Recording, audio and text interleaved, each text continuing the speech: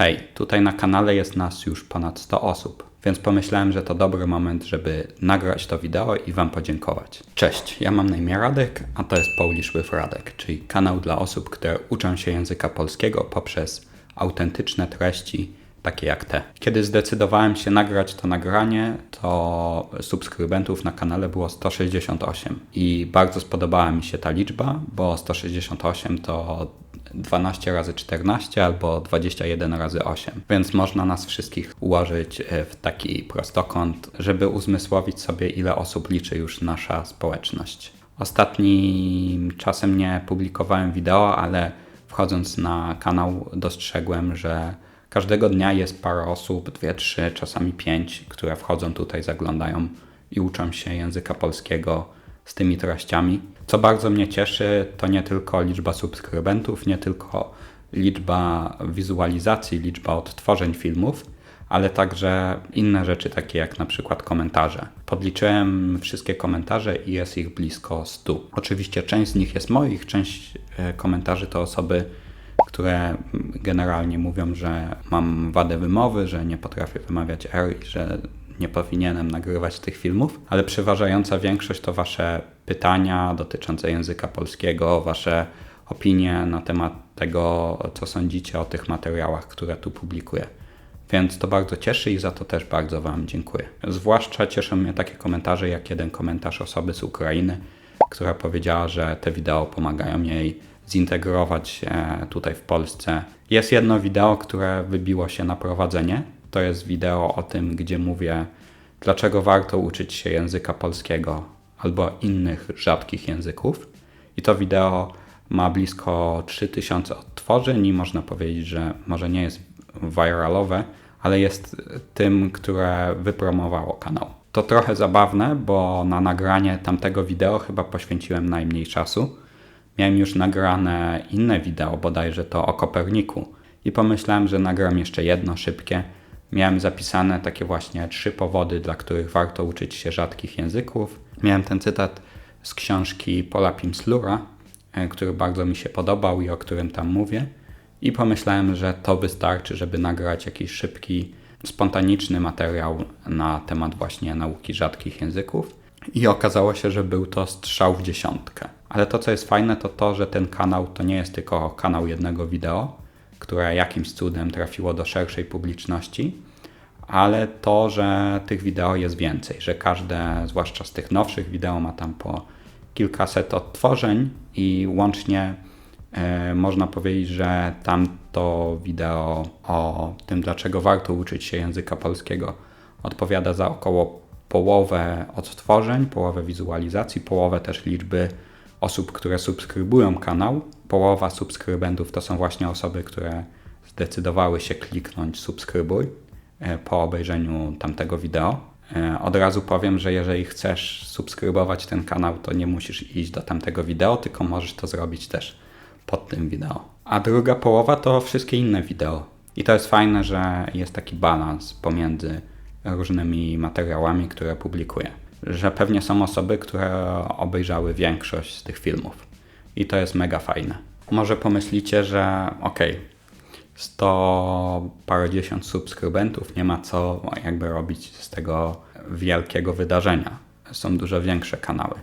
I tak, zgadzam się, że to nie jest potężna liczba, ale wszedłem też ostatnio na listę osób, nazw użytkowników, którzy mnie subskrybują. Co ciekawe, nie wszyscy się wyświetlają, to znaczy nie wiem od czego to zależy, ale czasami jeżeli się subskrybuje kanał, to ten kanał może to zobaczyć, a czasami nie, więc mogę tylko zobaczyć część kanałów, część użytkowników, którzy mnie subskrybowali. Ale przechodząc przez imiona, mam tu listę na przykład Jamie, Arturo, Alex, Teresita, Michael, Simone, Paul, Oksana, Francis, Theo, Dan, Jack, Steve, Javier, chociaż Javier ma nazwisko Zanetti, więc domyślam się, że to nie ten Javier Zanetti.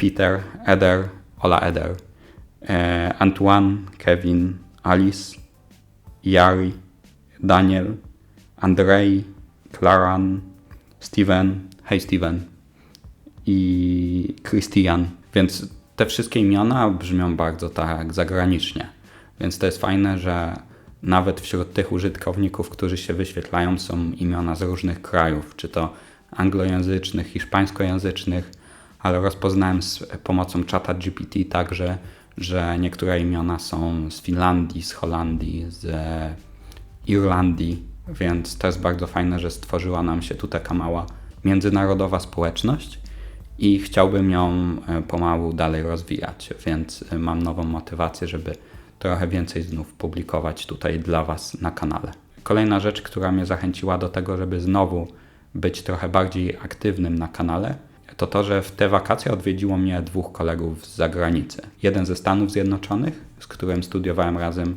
w Barcelonie, a drugi z Hiszpanii, z którym byłem na wymianie w Portugalii. I dlaczego to jest takie ciekawe? Oczywiście wiadomo, spędziliśmy fajnie razem miło czas, ale też dlatego, że zapraszałem różnych znajomych, których poznałem za granicą od mojej pierwszej wymiany, czyli właśnie w 2017 roku w Portugalii.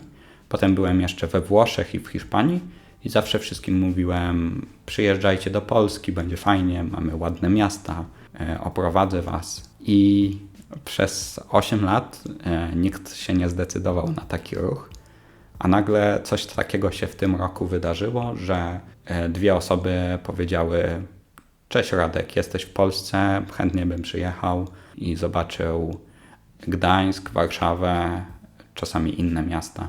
Więc to były dla mnie też nietypowe wakacje, bo zamiast gdzieś wyjeżdżać, to do mnie przyjeżdżali ludzie i poznałem trochę swój kraj oczami podróżnika, oczami turysty.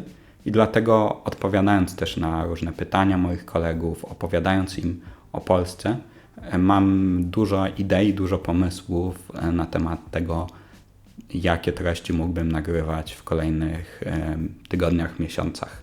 Po tym jak skończyłem studia lingwistyczne, przez jakiś czas uczyłem hiszpańskiego i polskiego, ale jak może niektórzy z Was wiedzą, którzy tam zajrzeli na moją stronę internetową, gdzie trochę opisuję swoją dotychczasową biografię, to wcześniej skończyłem studia ekonomiczne, pracowałem w konsultingu i teraz od stycznia wróciłem trochę do tej takiej bardziej tradycyjnej ścieżki związanej właśnie z finansami, z bankowością. Pracuję od stycznia w banku, co znaczy, że miałem trochę mniej czasu na różne pozostałe rzeczy, czyli na kanał i na lekcje języków, których udzielałem. Trochę kontynuowałem robienie tego, ale musiałem dużo priorytetyzować. Dlatego też tych wideo było mniej w 2025 roku. Ale skłamałbym, gdybym powiedział, że nie miałem czasu na kanał, bo trochę więcej publikowałem na moim drugim kanale, który nazywa się po prostu Radek Grodzki, tak jak ja się nazywam. Jest to kanał bardziej przeznaczony dla polskiej publiczności, gdzie mówię o nauce języków obcych, o tym jak ja to robię, o tym jakie są rady, techniki, z których osoby uczące się języków, zwłaszcza języków romańskich, takich jak hiszpański czy włoski, mogą skorzystać. Natomiast tamten kanał, pomimo moich najszczerszych chęci, nie ma aż takiej popularności jak ten, pomimo że opublikowałem tam około również kilkunastu wideo, chyba 16, tutaj opublikowałem ich na razie 12, to jest 13 wideo, to ten kanał jest około 10 razy popularniejszy niż tamten. Tam przez długi czas oglądała mnie głównie moja mama, moja siostra i jakoś nie udało się przebić z tym przekazem do szerszej publiczności. Chociaż tak jak mówię, sam miałem dużą taką motywację, bo zawsze jak sam uczyłem się języków obcych, to miałem taką chęć poznania innych kultur, wyjścia, wyjechania za granicę, zintegrowania się w innym kraju, nauczenia się języka, porozumiewania się z osobami, które tam żyją, bycia właściwie jednym z nich. Więc do tego miałem dużo więcej pasji. Nauczanie mojego własnego języka wydawało mi się takie bardzo skoncentrowane do wewnątrz. Takie dośrodkowe w przeciwieństwie do tej takiej odśrodkowej energii, która zawsze mnie kierowała. Natomiast myślę, że może dla Was to dobrze, bo myślę, że na przykład oglądając inne kanały do nauki języków, nigdy nie lubię, jak jakaś osoba skupia się zbyt bardzo na swoim kraju. To znaczy przedstawia go tak, jakby był jakimś wyjątkowym, jakby inne kraje nie istniały. Ja staram i będę starał się na tym kanale pokazywać, że Polska jest po prostu jeszcze jednym krajem, bardzo ciekawym krajem, ale niekoniecznie lepszym.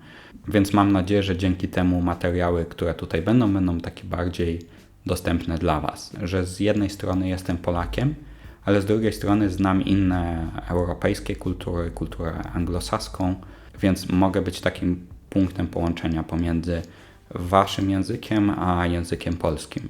I dzięki temu pokazać Wam, że polski wcale nie jest taki trudny. Chyba jestem jedyną osobą, która to mówi, ale uważam rzeczywiście, że polskiego da się nauczyć i że nie jest jakoś dużo trudniejszy niż inne języki. Więc da się to zrobić i do tego będę Was przekonywał tutaj na kanale. Na pewno też zostanę przy definicji tego, jak wyobrażam sobie ten kanał i tego, co jest potrzebne, żeby uczyć się języka z tego typu kanałem. I tutaj na pewno chcę, żeby te treści, które publikuję, były ciekawe, były autentyczne, były naturalne. To znaczy, na przykład teraz nagrywając to wideo, mam wypisane parę punktów, mam jakieś notatki o tym, co chciałbym powiedzieć w tym wideo, ale mówię spontanicznie, bo chcę, żebyście mieli kontakt z językiem mówionym, z językiem takim, jakim mówią Polacy na co dzień. Nawet jeżeli staram się mówić trochę spokojniej, trochę wolniej, nie zawsze mi to wychodzi, to ten język jest bardzo naturalny, bardzo autentyczny.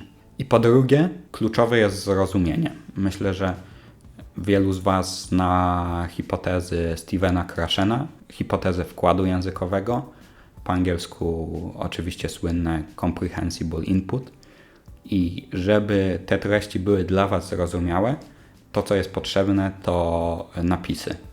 Napisy i tłumaczenie na język angielski. Myślę, że jeżeli tłumaczenie na język angielski jest dobre, to nawet jeżeli posługujecie się innym językiem, to już to tłumaczenie automatyczne z angielskiego na przykład hiszpański czy francuski też będzie wystarczająco dobre. To, na co poświęcałem do tej pory dużo czasu i na czym nie chcę oszczędzać, to właśnie to, żeby zrobić dobre napisy, żeby to nie były napisy automatyczne, tylko żeby to były napisy sprawdzone przeze mnie i tłumaczenie, które też jest sprawdzone przeze mnie, które jest poprawione. Wszystko odpowiednio ustrukturyzowane, tak żeby te napisy nie pojawiały się tak jak te napisy automatyczne Google na bieżąco jak mówię, tylko żeby były podzielone na jakieś logiczne zdania, paragrafy. Myślę, że to jest coś, co bardzo pomaga w nauce i na tym będzie się skupiał ten kanał. Trochę też zdobyłem przez ten ostatni rok, bo mniej więcej od roku jestem na YouTubie, czy to na jednym, czy na drugim kanale, doświadczenia, jeżeli chodzi o nagrywanie wideo. Łącznie nagrałem ich już chyba 30, coś koło tego, może trochę mniej, trochę więcej. To znaczy może mówienie do kamery zawsze jest trudne i zawsze się stresuję i zawsze wychodzi to trochę chaotycznie. Muszę się zmobilizować, żeby usiąść, żeby nagrać wideo. Ale trochę już jestem spokojniejszy, jeżeli chodzi o edycję, jeżeli chodzi o jakieś techniki, które wykorzystuję. Pomyślałem, że to też ten moment, że warto trochę zainwestować w sprzęt, więc kupiłem sobie nową kamerę. To jest pierwsze wideo, które nagrywam tą kamerą. W opisie możecie zobaczyć, jaki to konkretny model. Starałem się wybrać coś, co będzie wystarczająco profesjonalne. Ale jednocześnie cały czas jest to kanał amatorski, więc nie chciałem przepłacać. Mam też nowe światło. Mikrofon co prawda jest stary, ale lepiej go ustawiam, więc mówię wprost do mikrofonu. Nie zawsze tak było, bo to jest mikrofon tak zwany kardioidalny. To znaczy ma znaczenie, z której strony do niego mówisz i jak go ustawiasz. Na początku myślałem, wiem, że to głupie, ale że niezależnie jak ustawię mikrofon, to będzie dobrze. A ważne jest, żeby ta odległość od mikrofonu i kąt, z jakim do tego typu, zwłaszcza mikrofonów mówimy, były odpowiednie. Więc mam nadzieję, że jakość tych materiałów też trochę urośnie. Trochę będzie też kompromisów. Dotychczas do wszystkich materiałów, które publikowałem, dodawałem taki zeszyt ćwiczeń, gdzie w PDF-ie zapisywałem właśnie transkrypcję i tłumaczenie i dodawałem jeszcze ćwiczenie leksykalne. Te materiały do poprzednich wideo nie znikną, natomiast wydaje mi się, że to, co jest najważniejsze, to po prostu dodanie tych napisów i tego tłumaczenia do wideo, a potem już wpisując różne frazy w Google jak YouTube, Captions, Download, możecie po te materiały sięgnąć i dostosować je do własnych preferencji, jeżeli chodzi o interlinię, czyli odległość między linijkami tekstu, albo jeżeli chodzi o marginesy, o to, jak chcecie pracować z tym tekstem, z tłumaczeniem. To wymagało trochę czasu ode mnie, a widziałem, że tak dużo osób nie pobierało tych materiałów, więc wydaje mi się, że przynajmniej na razie chcę od tego odejść, tak żeby móc publikować więcej jakościowych treści, a nie skupiać się na rzeczach, które są mniej ważne. To, co okazało się całkiem popularne, to taki materiał, który umieściłem na stronie, czyli 101 rad dotyczących nauki języków w ogóle, które możecie wykorzystać do nauki języka polskiego. To są rady poparte moim doświadczeniem i taką wiedzą z różnych źródeł, zazwyczaj poliglotów, jakichś też youtuberów, dotyczących tego, jak uczyć się języków. Zebrałem to wszystko w jednym miejscu, żeby stworzyć taki krótki, ale bardzo merytoryczny poradnik, z którego możecie korzystać, więc on też jest i będzie na mojej stronie do pobrania dla Was. Ok, to tyle z takich ogłoszeń. Jeszcze raz dziękuję, że jesteście tutaj ze mną. Dziękuję, że jest Was tak wiele i mam nadzieję, że będziemy razem dążyć do kolejnych liczb. Fajnie by było zebrać nas tu 1000 osób, a potem kto wie, może więcej, ale na spokojnie. Na razie staram się po prostu nagrywać i mieć trochę radość z tego i opowiadać Wam o Polsce, o języku polskim, o tym, jak ja uczę się języków w taki sposób spontaniczny, naturalny, zabawny często. Więc jeżeli podobają Wam się tego typu treści, to dajcie łapkę w górę i do zobaczenia w kolejnych wideo, których więcej już wkrótce. Cześć!